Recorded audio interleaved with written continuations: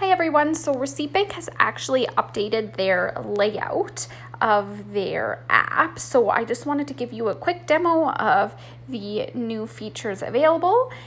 So let's get right on into it. So when you first log into Receipt Bank, this is the screen you'll see, and it'll show that your inbox is empty, meaning that there's no receipts that you've taken a photo of that haven't been categorized and archived. So if we want to go ahead and add a receipt, we'll just hit the add item on the bottom of the screen, the green button. This will bring you to your camera. Now, this is the best way to take photos of your receipts. Make sure all four corners of the receipt is showing before you take the photo. So you can go ahead and click the button on the bottom of the screen and a photo will be taken.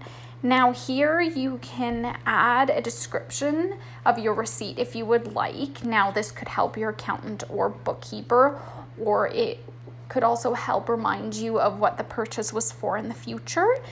You may also select a category. In this case, let's say it's office expense. Now this isn't a requirement and it just depends on whether you are the one in charge of your Receipt Bank or if your accountant or bookkeeper is in charge of your Receipt Bank. Then all you have to do is submit. Receipt Bank will now upload the item. Once it's uploaded, it's actually going to work to extract things like the supplier name, the date, the amount, and the GST.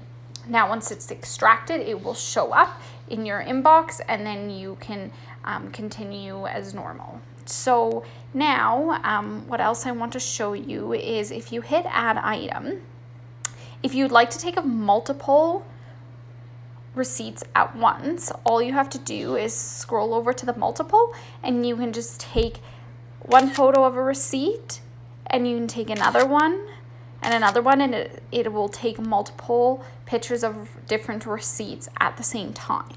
So that's super helpful.